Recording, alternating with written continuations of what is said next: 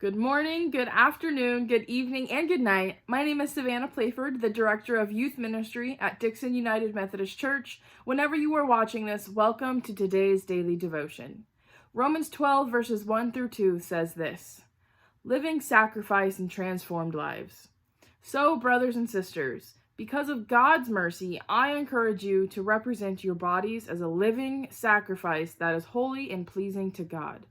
This is your appropriate priestly service. Don't be conformed to the patterns of this world, but be transformed by the renewing of your mind so that you can figure out what God's will is, what is good and what is pleasing and what is mature. As I was reading these verses, I picked out a few key words that really stuck with me.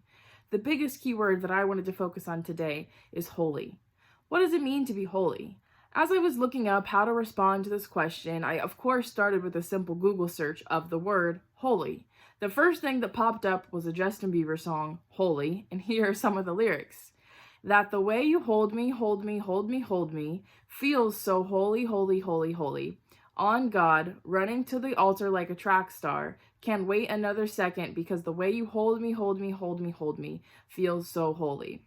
Then the second thing that popped up was a country song by Florida Georgia Line called Holy, Holy, which is an acronym which stands for High on Loving You. Then the definition of holy popped up and said that it is to be dedicated or consecrated to God or a religious purpose, sacred. It also said it is used in exclamations of surprise or dismay. Although all of these things have different portrayals of the word, they all have the same root. The root of holy is something that is great and pure and so true that it makes another person notice and appreciate it. Makes you feel good. Notice, though, that none of those things came out with perfect. None of those definitions had that word in them. And in these verses, God is not calling us to be perfect either. He doesn't say that we need to be perfect in order to get his love, but to be holy and strive for him. He does, though, say, do not be conformed to the ways of this world, which is kind of where people don't like to listen.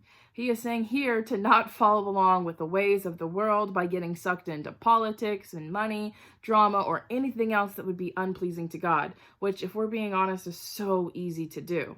But instead, what God is calling us to do is to think and act more like Jesus and to strive to be closer to God.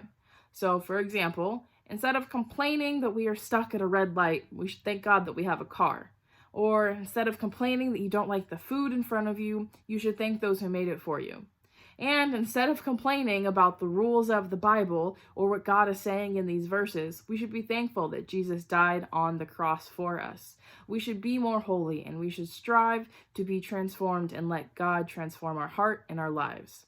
So this week, I want you to focus on God's will for your life and strive to be more holy.